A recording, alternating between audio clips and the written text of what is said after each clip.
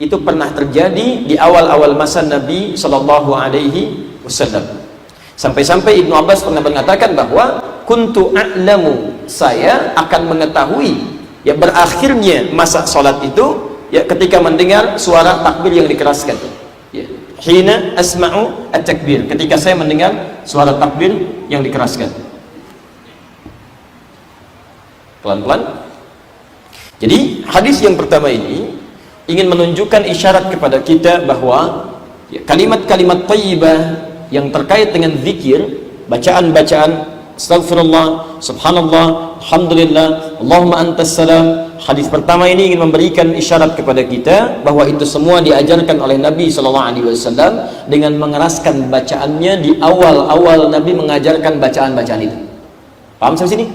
Sehingga sahabat-sahabat menurut kesaksian ya terutama Abdullah bin Abbas radhiyallahu taala anhuma, dan disebutkan di dalam dua kitab sahih di Al-Bukhari dan Muslim secara langsung, bahwa bahkan Ibnu Abbas tidak pernah mengetahui berakhirnya salat ketika mendengar, kecuali mendengar bacaan tadi yang dikeraskan. Ya, dia mengatakan waraf'us sauti, dan mengeraskan suara bidzikri, dalam berzikir kepada Allah Subhanahu wa taala itu hina yansarifun nasu minal maktubah, tatkala orang selesai mengerjakan salat fardu, kana ala ahdin Nabi sallallahu alaihi wasallam. Itu pernah terjadi di awal-awal masa Nabi sallallahu alaihi wasallam. Jelas di sini? Baik. Nah, kemudian bagaimana cara kita memahami kenapa Nabi sallallahu alaihi wasallam mengajarkan itu kepada para sahabat dengan suara yang dikeraskan? Baik, saya mau tanya sebentar gini. Mas, boleh sebentar. Bangun aja gak apa-apa. Nama siapa? Akmal. Baik, Akmal ya, sebentar ya. Pegang mic-nya, di mic-nya bunyi insyaallah. Baik. Bismillah, tes. Baik, saya bisikan sesuatu. Sampaikan apa yang saya sampaikan. Enggak usah senyum.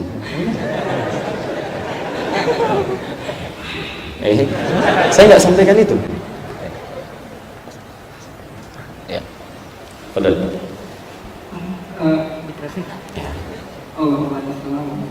Oh, itu ngarang, ya. Baik, itu ngarang. Baik, teman-teman. Nah, saya agak keraskan lagi sekarang. Bismillah. Baik.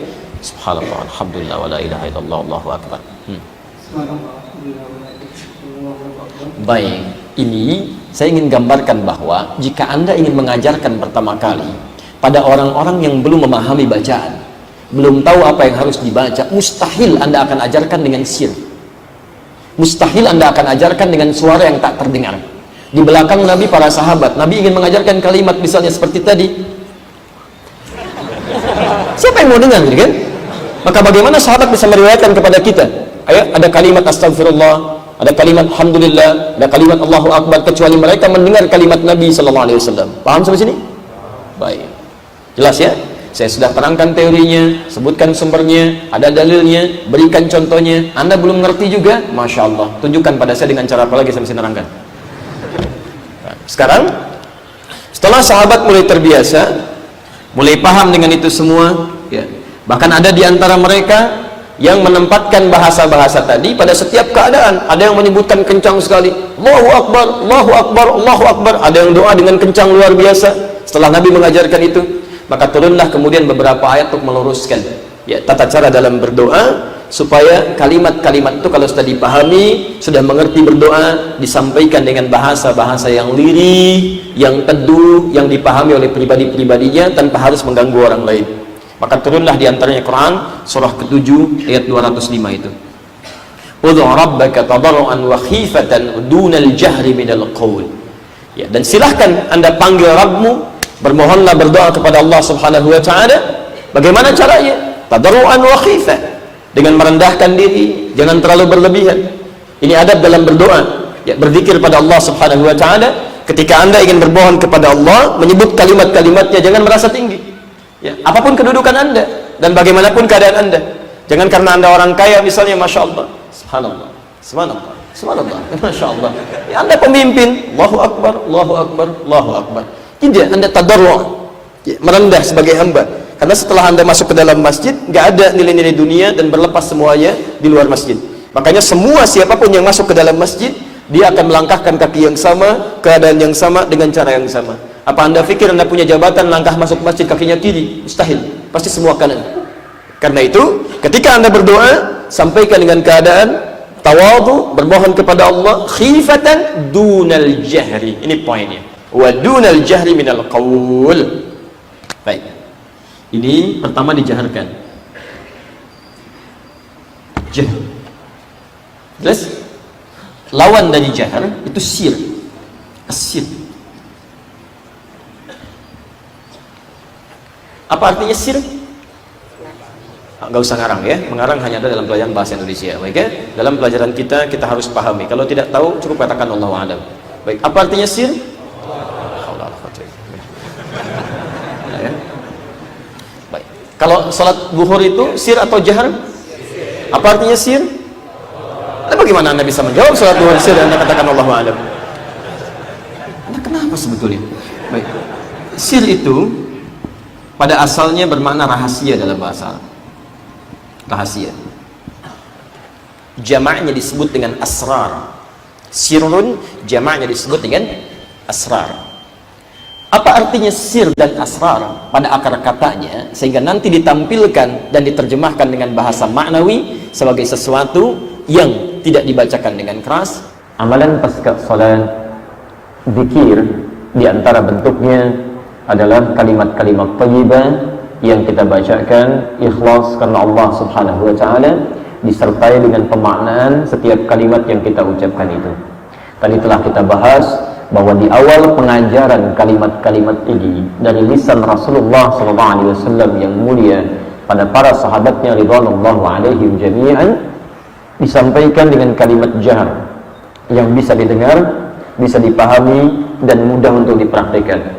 Karena mustahil mengajarkan orang awam pertama kali yang belum mengerti disampaikan dalam bentuk sir yang tidak bisa didengar sama sekali.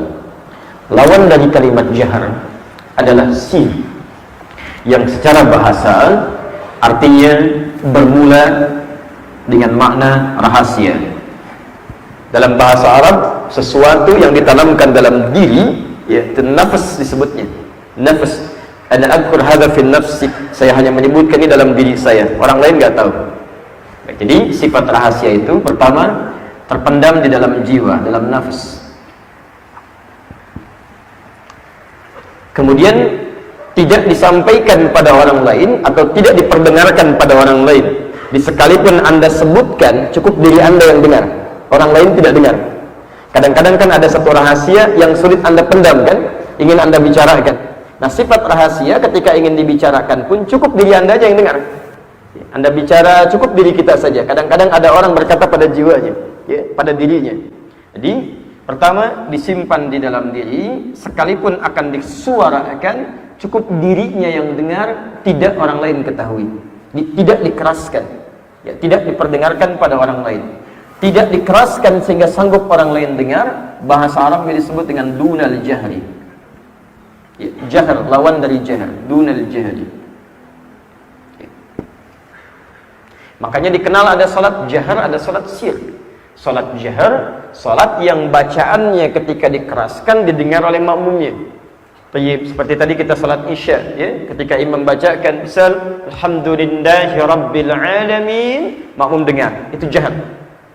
Tapi saat kita ucapkan misalnya rakaat ketiga, rakaat keempat, yaitu bagian dari sir yang kita cukup bacakan, diri kita yang dengar, orang lain tidak. Makanya kalau antum ingin mengucapkan dengan sir, jangan sampai makmumnya pun ikut dengar. Misal hukum basmalah kan pernah saya sampaikan ada 4 cara bacanya. Ada dijaharkan, ada disirkan, ada dibaca rakaat pertama, selanjutnya tidak, seperti yang tadi saya praktekkan. Ada yang keempat tidak dibaca sama sekali. Di kalau antum jaharkan bismillahirrahmanirrahim, jelas. Tapi kalau antum sirkan, cukup diri Anda yang dengar. Jangan sampai Anda sirkan, tapi Anda punya niat supaya orang lain pun dengar bahwa bacaan saya disirkan. Bismillahirrahmanirrahim. Nah, itu jahar, bukan sir. Nah, emang dia nggak tahu kalau ada bahasa yang disirkan. Saya ingin tunjukkan pada dia, saya bukan jahar tapi sir. Bismillahirrahmanirrahim. Alhamdulillahi rabbil alamin. Itu sama aja jahar. Kenapa nggak Anda keraskan sekalian? Paham ya? Baik. Nah, kalau kita turunkan ini setelah sahabat-sahabat ridwanullahu alaihim terbiasa dengan doa, kemudian dibimbing pada awalnya, bahkan ada yang merasa dikeraskan, minta kepada Allah dengan kencang. Maka turunlah kemudian Quran surah ke-7 Al-A'raf ayat 205. Lihat, tadi aktivitasnya disebut dengan apa?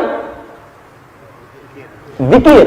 Maka turun kalimat di Quran wadhkur, dan berzikirlah, sebutlah, zakara yadhkuru udhkur, kata perintahnya udhkur, dan berzikirlah, diterjemahkan di mushaf dengan sebutlah.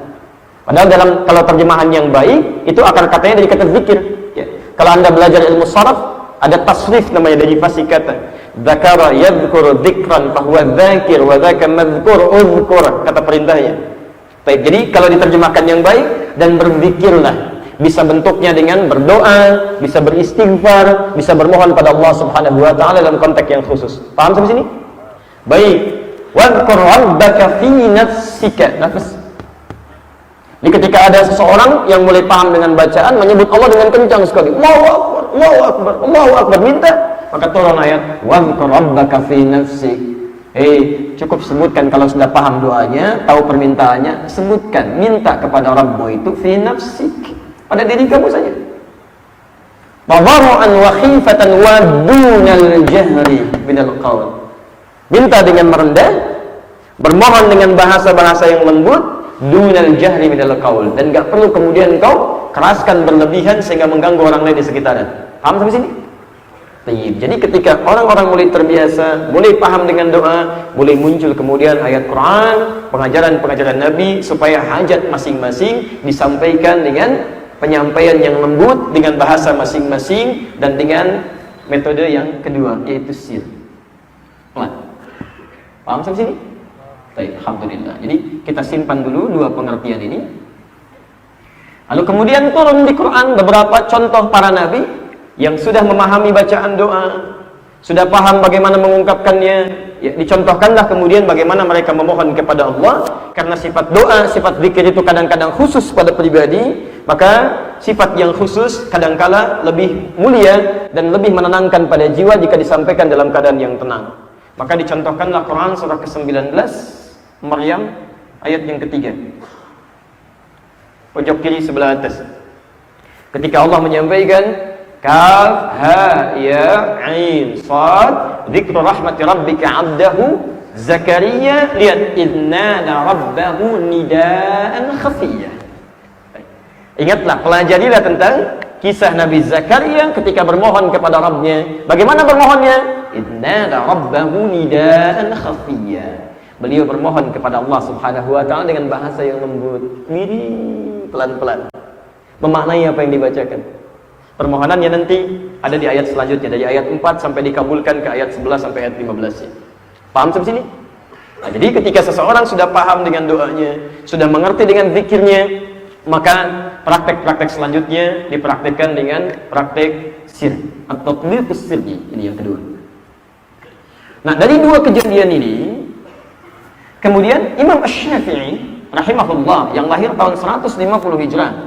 Baik, begitu dilahirkan wafat Imam Abu Hanifah. Ya. Beliau Masya Allah ya, menganalisis ini, hadis-hadis riwayat-riwayat ini, kemudian memberikan pandangan dalam kitab fenomenalnya jilid yang pertama halaman 150 sampai 151. Beliau sampaikan ya, kurang lebih kalau kita ambil bahasa singkatnya secara umum, bahwa hadis-hadis yang terkait dengan amalan-amalan zikir pasca salat sesungguhnya ingin menunjukkan kepada amalan-amalan yang dilakukan secara personal dengan bahasan yang sir, ya, praktek yang sir. Namun jika itu ingin pertama kali disampaikan kepada orang-orang awam dengan maksud pengajaran, maksud supaya paham, supaya mengerti bacaan, maka itu lebih dianjurkan dengan menggunakan yang jahar sifatnya. Jadi Imam Asy-Syafi'i berpendapat jaharnya Nabi dalam sir itu lebih kepada ta'lim sifatnya, bimbingan, mengajarkan pada orang-orang yang belum paham tentang bacaan-bacaan zikir pada mulanya. Tapi kalau seseorang sudah mengerti dengan bacaannya, sudah paham kalimat-kalimatnya, maka beliau menganjurkan kepada makna yang kedua, lebih mendorong kepada sisi yang kedua, yaitu diungkapkan dengan keadaan sir, karena dengan bacaan itu lebih meresap ke dalam jiwa. Ingin berzikir di keluarga atau kerabat yang masih awam, sampaikan dengan jahar. Ya, ayah jadi imam di rumah, ya, dalam keadaan belum sempat ke masjid, kadang Allah misalnya kan situasi sulit ke masjid, terjadi banjir luar biasa, antum sholat di rumah jadi imam. Di antara makmumnya anaknya, boleh antum ajarkan. Begitu selesai, nah sini, astagfirullah, astagfirullah, astagfirullah. Emang kakak dosa apa ya? Astagfirullah. Misalnya itu kan karena belum tahu, oh, bukan ini bacaan zikir. Ayo ikuti. Astagfirullah, astagfirullah, astagfirullah. Subhanallah, subhanallah, subhanallah. Nah, ketika dia sudah mulai terbiasa, Anda bisa biarkan. Ya, dia sudah mulai bisa berzikir dengan baik, sudah memohon kepada Allah Subhanahu wa taala, dan ini yang dimaksudkan dengan turunan hadis ini. Ya. Termasuk juga dalam kitab Ruhul Bayan karya Abul Fida di juz yang keempat halaman 260, di antara turunan mazhab Asy-Syafi'i yaitu Imam An-Nawawi, termasuk masyayikh, syekh min al-masyayikh, ya, termasuk guru besar dalam mazhab Asy-Syafi'i. Beliau juga memadukan hadis-hadis ini dengan paparan yang sangat indah. Ya. Beliau sampaikan bahwa dua hadis ini jangan dikontradiktifkan. Jadi jangan sampai ada yang mengamalkan jahar, mengecilkan yang sir, atau ada yang sir, mencela yang jahar. Sebaliknya, Anda yang terbaik kumpulkan hadis ini. Nama metodenya dalam ilmu hadis al-jam'u wa taufiq. Kumpulkan seluruh hadisnya, lalu Anda analisis. Apa maksudnya hadis yang jahar ini, kapan dipraktikkan, dan apa maksudnya hadis yang sir ini, kapan dia digunakan. Kata Imam An-Nawawi, kalau dalam konteks Anda menggunakan yang jahar, baik itu digunakan seperti mengajar atau ingin menyampaikan misalnya pesan khusus supaya fokus dalam zikir, maka silahkan gunakan jahar dengan maksud at-ta'lim. Tapi kalau Anda dalam situasi yang memudahkan meresap pada jiwa dan tidak mengganggu orang lain, bahkan disebutkan dalam kalimatnya mengganggu orang istirahat, kata beliau, maka sir lebih utama untuk dilakukan. Paham sampai sini? Jadi ini teman-teman sekalian, uraian dari hadisnya, turun ayat Al-Qur'annya, dan pandangan para ulamanya. Termasuk juga di kitab Al-Muhalla, ya, karya Ibnu Hazm, jilid yang ketiga, halaman 306. Beliau mengatakan, wa raf'us sauti ithras salati hasan. Ya. Meninggikan suara saat zikir setelah salat di awal-awal masa pengajarannya itu sangat baik.